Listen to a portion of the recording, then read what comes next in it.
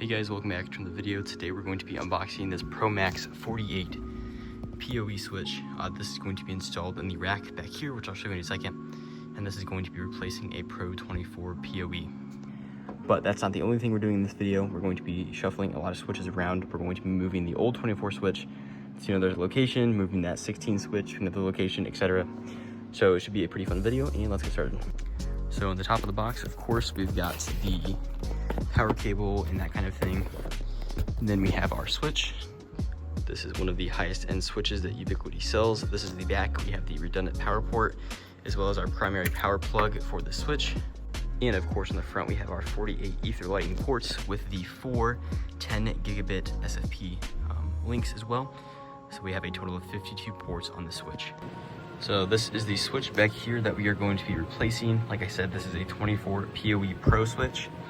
So it does have the 10 gig fiber uplink, but the issue that I just realized is that we might run out of space in the back. So I'm going to go measure that out and make sure that we do actually have enough room for the switch before we install it.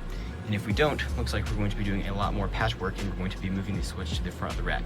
I'd rather not move the switch to the front of the rack because it is already pretty full, but if we have to, I guess we can. I just measured it and it's going to be pretty snug, but I think we can make it work.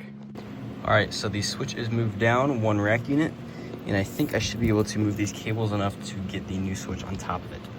Okay, so at this point, I'm going to go into Unify and click the new load configuration option. I'm going to load in the configuration from the existing MPR video switch.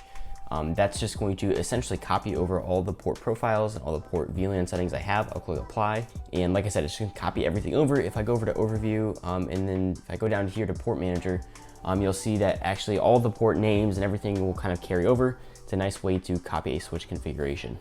All right, so I just did probably the jankiest thing I've ever seen. I moved the rack ears on the switch and I racked it vertically. That way we do have some more space in the rack for this switch to come out. So this definitely looks crooked, and it's definitely only holding on by like 2 screws, but I think that's enough for what we need to do right now.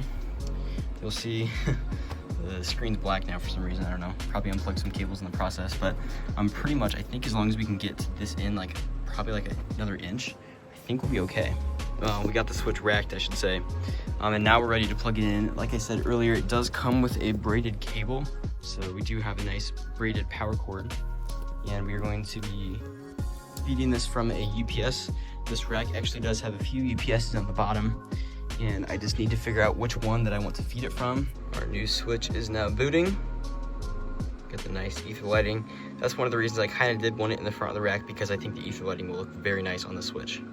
All right, so the switch is now adopting. You'll see the white light indicating there is an uplink here. And actually, this is a 2.5 gig area over here. So all of these last 16 ports right here are all 2.5 gig.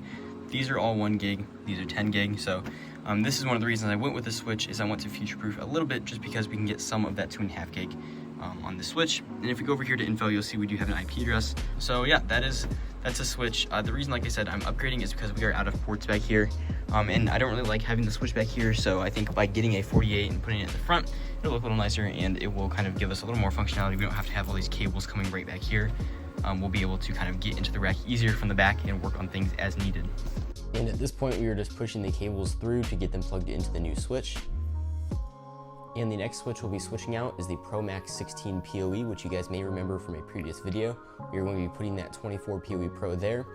And this rack right here is actually where the 16 Pro Max PoE is going to go.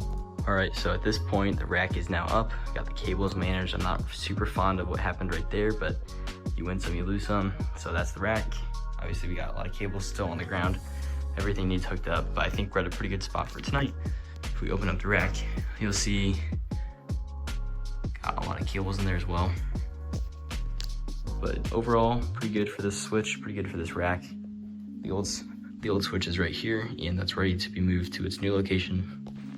And we're going to come back tomorrow to finish all this. I will also add, a part of this switch project is we are moving this switch. It was kind of on the ground on a rack. We're moving it up into the air with a rack, and it was a pain. There are so many cables. Okay, so this is the 24 Pro PoE switch that's gonna go in this area. We currently have a 24 Pro switch, a non-PoE variant, sitting over there, kind of mounted to the wall. I'm gonna take that one down, and then I think I'm going to put it right down here, the new switch right down here, since there's some kind of like wood or particle board or something there. I think that's going to be stronger than the drywall that this current switch is screwed into. The current switch, for whatever reason, is actually just screwed right into the drywall with no anchors, so that means it'll be very easy for me to take out. But yeah, it's kind of very janky. So I'm just gonna be moving it over here because I think that'll work out better. There's a lot of like audio equipment over here that will need connectivity. So if I can get the switch closer to that stuff, that is a win in my book.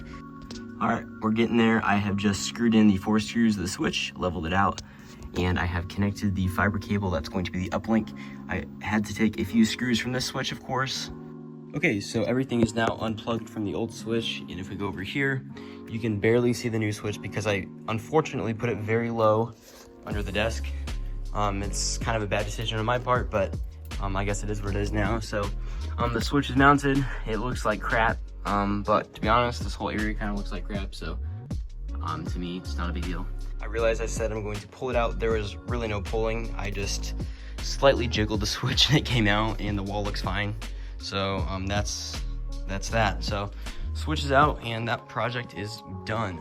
So I just ripped the last switch out. There was a switch 8 that was connected to that 24 Pro switch because that 24 Pro did not have PoE, and the switch 8 was a cleaner way for me to get PoE where I needed it. So that was like connected to a 2 gig link aggregation to the 24 Pro switch, and that was all a mess. So I'm really happy to get that light 8 PoE switch out.